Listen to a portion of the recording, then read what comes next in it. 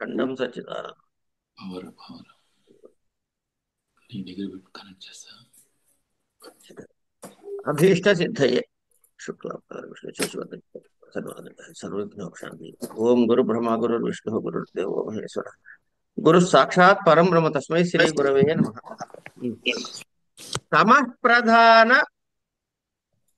తమః ప్రధాన విక్షేప శక్తిమత్ అజ్ఞానోపహిత చైతన్యాత్ ఆకాశః, ఆకాశాత్ వాయుః, వాయోః అగ్నిః, అగ్నేరాపః, ఇభ్యః పృథివీ చ ఉత్పద్యతే.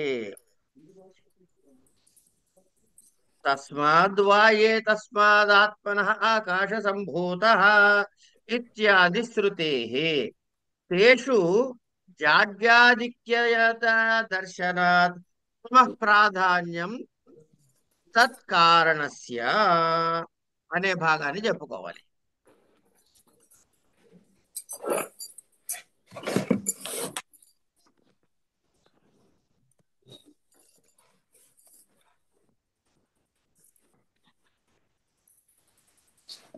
ఇది ఇదానీం సత్వరజస్తమాంసి కారణగుణక్రమేణ తేషు ఆకాశాదిషు ఆకాశాదిషు ఉత్పద్యంతే.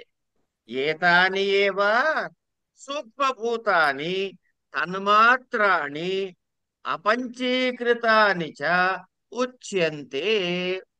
ఏతేభ్యః సూక్ష్మ శరీరాణి స్థూలభూతాని చ ఉత్పద్యంతే. అయిపోయిందండి. ఈ విక్షేప శక్తి యొక్క లక్షణం ఏమిటి అంటే బహుళమైన వాటిని సృష్టించటం. ఆవరణ శక్తి కప్పి ఉంచితే లేని వాటిని కల్పించటం అనేది ఈ విక్షేప శక్తి చేసే గొప్ప విశేషం. ఇక్కడ తమో గుణము ప్రధానముగా ఉంటుంది. ఈ విక్షేప శక్తితో కలిసిన అజ్ఞానం నుంచి అందులో ఉన్నటువంటి చైతన్యము ఇక్కడ పుట్టించేది ఏమిటి అంటే విక్షేప శక్తి పుట్టించదండి. ఆవరణ విక్షేప శక్తులతో కూడిన అజ్ఞానముతో ఉపహితమైన చైతన్యం నుంచే మొట్టమొదట ఆకాశము పుట్టింది అన్నాడు. ఆకాశం నుంచి వాయువు, వాయువు నుంచి అగ్ని, అగ్ని నుంచి నీరు, నీటి నుంచి పృథివీ ఉత్పన్నమైనవి. ఇలా సో ఈ ఆకాశము, వాయువు, అగ్ని, ఆప, పృథివీ అనేవి ఉత్పన్నమైనాయి. దేని వలైనాయి? అజ్ఞాన ఆవరణ విక్షేప శక్తుల ద్వారా ఆవరించబడి ఉపహితమైనటువంటి చైతన్యము నుండి ప్రప్రథమముగా అని పట్టుకోవాలి ఇక్కడ మాటని. ఇవి ఉత్పన్నమైనవి. ఇవి శుద్ధమైనటువంటివండి. ఏమండి? కనుక ఇవి కూడా అజ్ఞానంతో ఆచ్ఛాదితాలే. అంటే ఏమైందనమాట? ఆత్మ పదార్థం నుంచే ఆకాశం ఉత్పన్నమైంది. దీనికి వాక్యం ఏంటి చెప్పారు? తస్మాద్వా ఆకాశాత్ అని చెప్పారు కదా. ఇదేమిటిది? ప్రమాణ వాక్యము. మనకి లక్షణము చెప్పాడు, ప్రమాణం చెప్పారు. ఇలా మిగతా అన్నీ కూడా జడత్వము ఎక్కువగా ఉండి దాన్ని మనం ఏమంటున్నాము? జడములు అంటున్నాం. జడత్వము ఎక్కువగా ఉంది కానీ అందులో చైతన్యం మాత్రం లేకుండా పోలేదు. ఇది గమనించాలి. కనుక జడత్వం అధికంగా కనపడుతోంది కాబట్టి ఆ కారణం చేత అంటే అజ్ఞాన ఉపహిత చైతన్యము వలన ఇది తమోగుణ ప్రధానము అవటం వలన ఇది జడత్వం ఎక్కువగా ఉంది కాబట్టి దీనికి తమోగుణ ప్రధానము అని నిర్ణయం చేస్తాం. ఈ ఆకాశాది పంచభూతాలు ఏవైతే ఉన్నాయో ఏమండి, వాటిని ఇక్కడ మీరు గమనించాల్సింది, వీటికి ఇంకో పేరుందండి. అపంచీకృతమైనవి అంటారు. ఉమ్, ఈ పంచమహాభూతాలు అంటే ఆకాశము, వాయువు, అగ్ని, ఆప, తేజం, వాయు, ఇవన్నీ కదా. ఇవి పంచీకృతములు. దీనికే మరొక పేరు తన్మాత్రలు. ఆకాశ తన్మాత్ర, వాయు తన్మాత్ర అని అంటాం. దీనికే ఇంకొక పేరు సూక్ష్మభూతములు అని కూడా అంటాం. ఉమ్, ఇవి అపంచీకృతములు. ఇది బాగా గట్టిగా పట్టుకోవలసిన మాట. కనుక ఆకాశము ఈజ్ ప్యూర్ ఆకాశం, 100% ఆకాశం అన్నమాట. ఉమ్, మా నెయ్యిలో ఎటువంటి కల్తీ లేదు అన్నట్లు.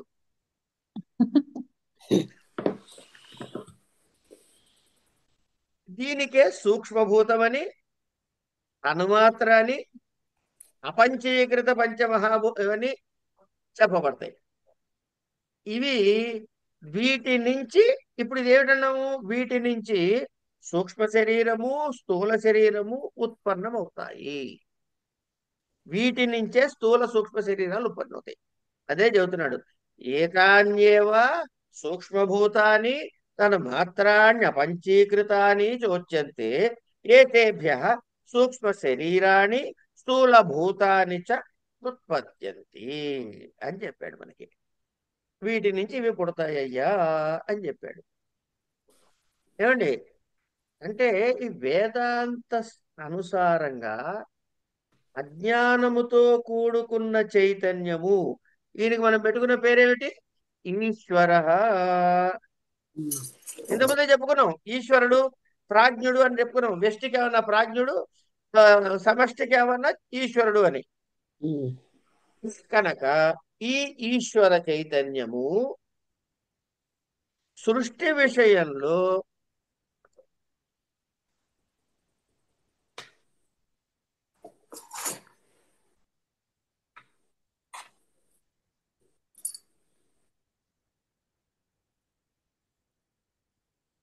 ఈ సమానముగా ఉన్నటువంటి సత్వరజస్తమో గుణముల యొక్క సమస్థితిని దృష్టిలో పెట్టుకుని ఉన్నంత వరకు సృష్టి ఉండదు.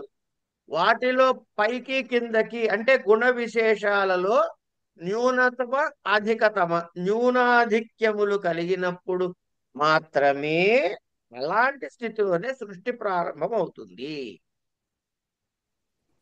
ఏమండి, అంటే ప్రళయకాలంలో ఏమిటవుతుంది? ఈ మాయ లేకపోతే ఈ అజ్ఞానము యొక్క స్థితిలో సత్వ రజస్తమో గుణాలు మూడు కూడా సమాన స్థితిలో ఉంటాయి ప్రళయకాలంలో. ఉమ్, అక్కడి నుంచి మళ్ళీ సృష్టి ప్రారంభం ఎప్పుడవుతుందంటే వీటిలో హెచ్చుతగ్గులు వచ్చినప్పుడు, ఈ మూడు గుణాల్లో హెచ్చుతగ్గులు వచ్చినప్పుడు మాత్రమే, న్యూనాధిక్యతం కలిగినప్పుడు మాత్రమే సృష్టి ప్రారంభమవుతుంది. అంచేత ఎక్కువ తక్కువలు వచ్చాయి కాబట్టి ఒక్కొక్కప్పుడు తమోగుణ ప్రధానము కొన్నిటికి, సత్వగుణ ప్రధానం కొన్నిటికి, రజోగుణ ప్రధానం కొన్నిటికి ఉంటాయి. కనుక తమోగుణ ప్రధానము అన్నామంటే సత్వ రజస్తమో గుణాలు కూడా అందులో ఛాయామాత్రంగానో అంతో ఇంతో ఉండి తీరతాయి. ఉమ్, ఇవి ఆ చైతన్యంతో కలిసి విక్షేప శక్తి యొక్క శక్తి వల్ల, అంటే అజ్ఞానం విక్షేప శక్తి యొక్క అజ్ఞానం యొక్క విక్షేప శక్తి చేత ఈ చైతన్యం ఆవృతమైనటువంటి ఈ చైతన్యం నుంచి, అంటే ఈశ్వరుడు అనేదైతే అది చెబుతున్నామో దాని నుంచి మొట్టమొదటిగా ఏం ఉత్పన్నమైనాయండి? సూక్ష్మ తన్మాత్ర రూపమైన ఆకాశాదులు ఉత్పన్నమైనాయి. ఉమ్. ఇక్కడ సృష్టి ప్రారంభమయ్యింది. ఇప్పుడు ఈ స్టేజ్ లో అమ్మవారు అయ్యవారు కలిసి ఉంటారా అండి? ఇంక ఇప్పుడు మీరు అమ్మవారు అయ్యవారి దగ్గరికి పోదు, ఇవి పట్టుకోండి ఫస్ట్. ఓకే. మీరు అమ్మవారు అయ్యవారు అని చెప్పింది ఏమిటి? సమష్టి అజ్ఞానము పూర్ణ చైతన్యము కలిపితే అమ్మవారు అయ్యవారు. ఉమ్. ఏమండి, ఇక్కడ సృష్టి ప్రారంభమైంది. ఇలా ఈ సూక్ష్మ తన్మాత్రలు, పంచభూతాల యొక్క ఈ సూక్ష్మ తన్మాత్రలు ఉత్పత్తి తర్వాత ఏమండి, దానికి మనం శృతివాక్యం చెప్పుకున్నాం, తస్మాదే తస్మాద్వా అని అని ప్రమాణం చూసాం. ఇలా చెప్పిన తర్వాత ఏం చెబుతున్నాడు అంటే, శుద్ధ చైతన్యమైన రూపమైన ఆత్మ నుంచే ఆకాశము ఉత్పన్నమైంది అని మొట్టమొదట మనం తెలుసుకుంటే, ఇతఃపూర్వం చెప్పుకున్నట్లు సత్కార్యవాదము అని ఒకటి చెప్పుకున్నాం, మీకు గుర్తుంటుంది అది. ఉమ్, అంటే కారణమునందు కార్యము సూక్ష్మ దశలో ఉంటుంది అని. కారణమునందు కార్యము సంపూర్ణముగా ఉంటుంది, కొంత ఇక్కడ కొంత అక్కడ ఉండదు. నువ్వు గింజలో నూనె ఎక్కడుంది అంటే అంతటా ఉంది, పాలల్లో వెన్న ఎక్కడుందంటే అంతటా ఉంది. అట్లాగే కారణములో కార్యము సంపూర్ణముగా ఉంటుంది. ఇప్పుడు కారణం ఏమిటి దీనికి, ఈ పుట్టిన దానికి అంటే చైతన్యము. కానీ చైతన్యం నుంచి ఎందుకు, ఏ చైతన్యము? శుద్ధ చైతన్యం నుంచి కాదు. మరి ఏ చైతన్యం అయ్యా? అజ్ఞానోపహిత చైతన్యము నుంచి. అజ్ఞానం ఎప్పుడైతే వచ్చిందో అది జడము. ఆ జడము ప్రకృష్టంగా కనపడటం వల్ల దీన్ని జడాత్మకము అంటున్నాం కానీ, వీటిలో ఉన్నది, వీటి ఉత్పత్తికి కారణము అయినది మాత్రం చైతన్యమే. ఏమండి, ఇక్కడ ఓ ప్రశ్న వేస్తున్నాడు. ఏమిటది?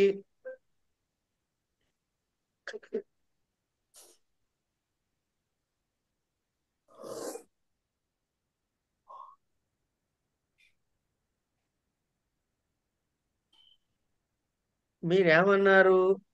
అజ్ఞానములో సత్వరజస్తమో గుణాలు ఉన్నాయ్యా అన్నావు, బానే ఉంది. మళ్ళీ ఇవన్నీ కూడా, ఆకాశాదులన్నీ కూడాను తమోగుణ ప్రధానమైన అజ్ఞానం నుంచి వచ్చింది అన్నావు, ఇది బానే ఉంది.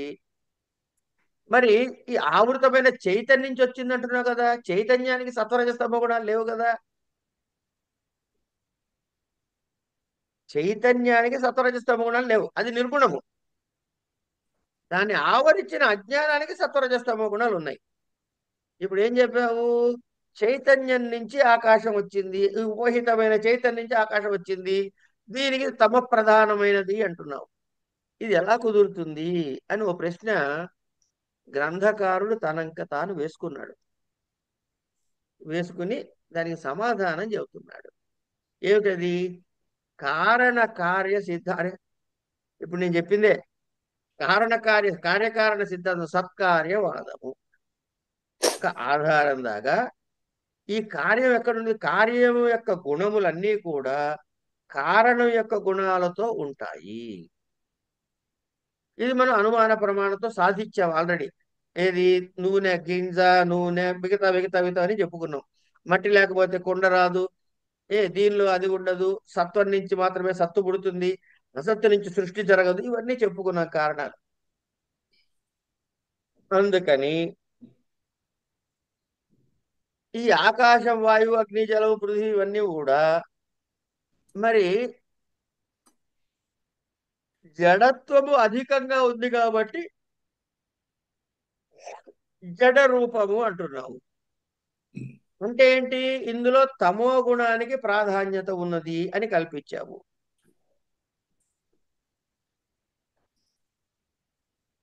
మరి దీనికి ఇది ఎట్లా సరిపోతుంది? ఔచిత్యం ఎట్లా దీనికి అంటే, అజ్ఞానం ఆధారంగా కదా ఇది కలిగే, ఇవన్నీను అజ్ఞానం లేకపోతే కలగవుగా. సో ఈ చైతన్యము నేను ఆ అజ్ఞానంతో కూడుకున్న చైతన్యం ఇది కనుక చైతన్యం ఎక్కడికి పోవట్లే, అని అజ్ఞానంతో కూడుకుని ఉన్న చైతన్యం కాబట్టి ఆ అజ్ఞానం తాలూకు లక్షణాలన్నీ ఆపాదించబడుతున్నాయి.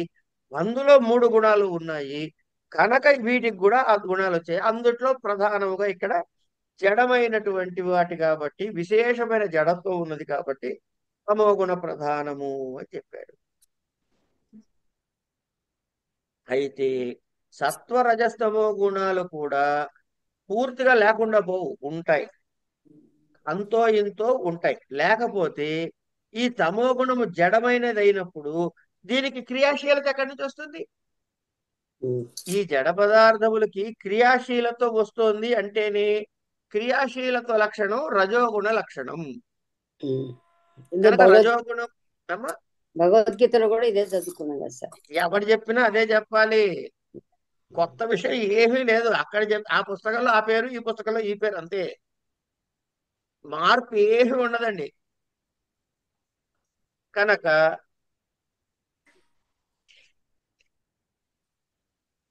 ఈ క్రియాశీలత ఎక్కడి నుంచి వచ్చింది అంటే రజోగుణ లక్షణం. కనుక రజోగుణము కూడా ఉపస్థితమై ఉంటుంది. ఇలా మనం అర్థం చేసుకుంటే సత్వరజస్తమో గుణాలు మనకి అందులో విషయం కనపడతాయి.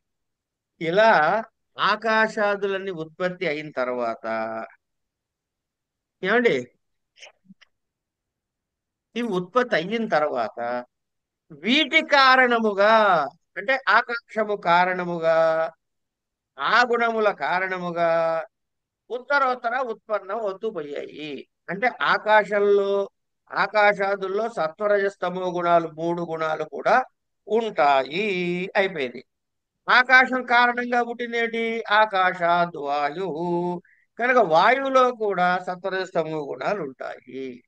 ఇట్లా ఈ చెప్పిన పంచమహాభూతాల అపంచీకృత తన్మాత్రలని సూక్ష్మ తన్మాత్రలని చెప్పబడేటటువంటి శుద్ధమైనటువంటి ఏ కల్తీ లేనటువంటి పృథివీ ఆపతేజో వాయు ఆకాశ వీటిలో ఉంటాయి. వీటన్నిటిలో కూడా 3 గుణాలు ఉంటాయి. వీటినే అపంచీకృతములని, సూక్ష్మభూతాలని, తన్మాత్రలని ఇలా ఈ పేర్లతో పిలుస్తాం. వీటికి మొట్టమొదటి ఏమిటి? ఆకాశం. శబ్ద గుణకమాకాశం అంటాడు. ఇందులోనే ఈ సూక్ష్మభూతాలు తన్మాత్రలోనే అత్యంత సూక్ష్మంగా ఇంకా ఏముంటాయ్యా అంటే ఆకాశంలో శబ్దం ఉంటుంది. ఆకాశాద్ వాయువు, వాయువులో స్పర్శ ఉంటుంది. వాయోర్ అగ్ని, అగ్నిలో రూపం ఉంటుంది. అగ్నేర్ ఆపహ, అందులో రసం ఉంటుంది. అద్భ్య పృథివీ, పృథివిలో గంధం ఉంటుంది. అంటే శబ్ద స్పర్శ రూప రస గంధములనేటటువంటి గుణములు అత్యంత సూక్ష్మ స్థితిలో అంటే తన్మాత్ర రూపంలో ఏం లేదండి. అత్యంత సూక్ష్మము అంటే ఏమిటి? ఉన్నట్టుగా ఉండి లేనట్టుగా అంటాం చూసారా తెలుగులో మనం. ఉండి లేనట్టుగా అంటాం కదండి. అవునండి. ఆ, అంటే ఏంటి మరి? ఏంటంటే వాడు ఉన్నాడు రా తావన్ మాత్రగా అక్కడ కూర్చుంటాడు, ఏ పని చేయడు ఇంట్లో అంటారా లేదా? పెద్దవాళ్ళు అనుకుంటూ ఉంటారు ఈ మాటలు. ఈ తావన్ మాత్రమే తన్మాత్రలు. మీరు ఆ శబ్దాన్ని చూడండి.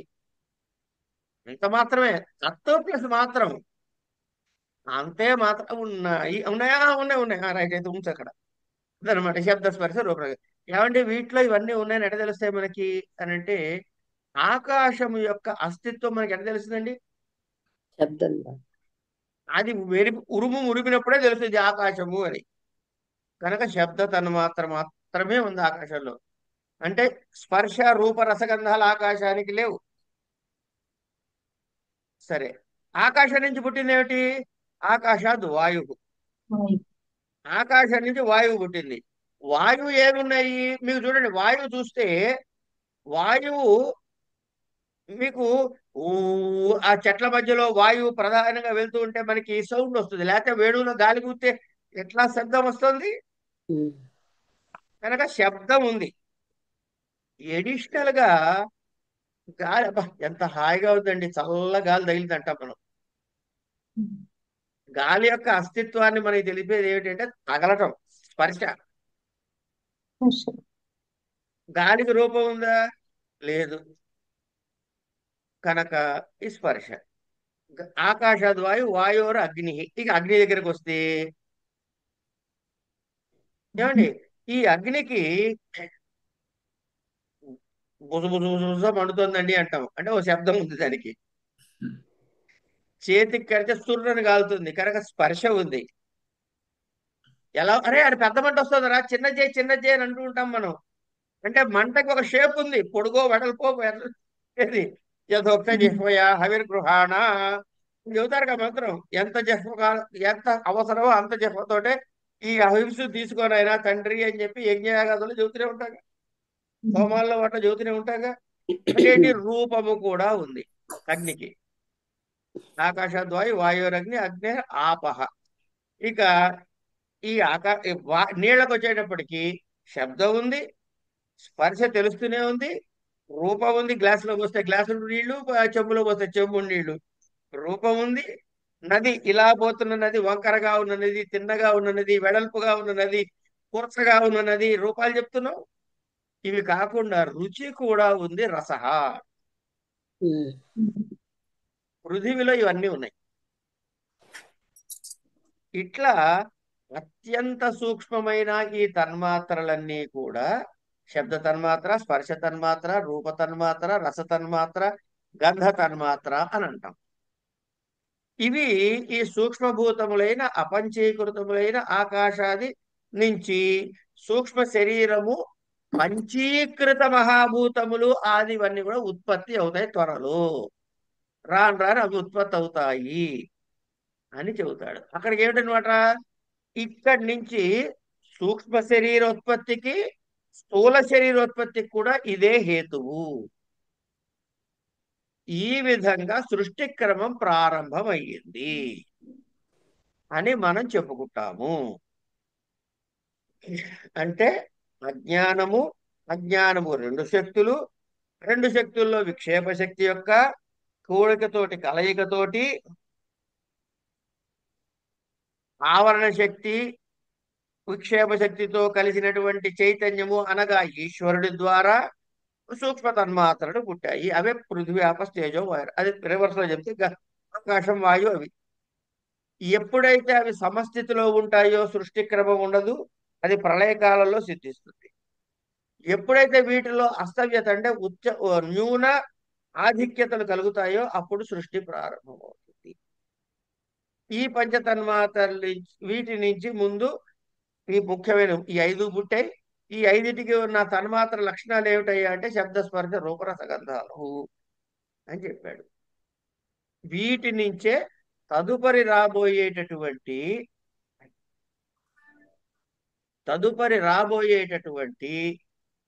సూక్ష్మ శరీరము, తరువాత స్థూల శరీరము, ఇవి రెండింటికి ఉత్పత్తికి ఇది కారణము అని చెబుతాడు. ఇందులో ఈ జడత్వం అధికంగా ఉన్నది కాబట్టి తమఃప్రధానమని, అలా అన్నంత మాత్రాన నాయన దీనిలో రజోతమో గుణాలు లేవుంటానికి లేవు, అవి కూడా ఉంటాయని ఈ విషయాల్ని చెప్పి తర్వాతి గ్రంథ భాగంలో అంటే ఏంటి, ఈ ఆకాశాది సూక్ష్మ పంచ తన్మాత్రలు ఏవైతే ఉన్నాయో దీని తర్వాత ఏమిటవుతుంది. ఇప్పుడు ఈ సూక్ష్మాది పంచతన్మాత్రలు ఏ గుణం నుంచి ప్రారంభమైనాయి, తమో గుణం నుంచి వచ్చాయన్నాం. మరి సత్వగుణం నుంచి ఏం చేసావు, అదొకటి చెప్పాలిగా మాకు, లేకపోతే మేము ఎట చేస్తామండి. అందుకని సత్వగుణ ప్రధానముగా వచ్చినవి ఏమిటి అంటే ఈ సూక్ష్మ శరీరాన్ని చెబుతారు. తర్వాత సత్వ ప్రధానంగా ఎట్లా వచ్చాయి ఏమిటి వివరాలు సూక్ష్మ శరీరం నుంచి చెబుతారు. ఇది తర్వాతి వాక్యం అండి. సూక్ష్మ శరీరాన్ని సప్తదశావయవాని లింగ శరీరాన్ని అంటే దీనికి ఏం పేరు పెట్టాడు, లింగ శరీరం అన్నాడు.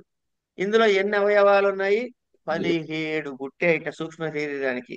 లింగ శరీరం అన్నా కారణ శరీరం ఒకటే కదా.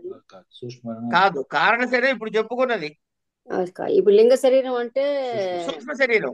ఓకే, వాక్యం మొదటి వాక్యాలు అదే రాస్తాడు చూడండి. సూక్ష్మ శరీరాన్ని సప్తదశ అవయవాని లింగ శరీరాన్ని.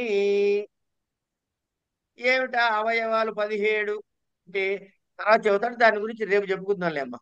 అలాగే సార్. మీరు కూడా ఇవాళ బాగా అలసిపోయారు, నాకు కనబడుతున్నారు అలసిపోయారు. మేము బయటికి వెళ్ళాం సార్, అది వాషింగ్ మిషన్ కొనుక్కోవడానికి వెళ్ళాం. సరే, ఇక్కడికి స్వస్తి.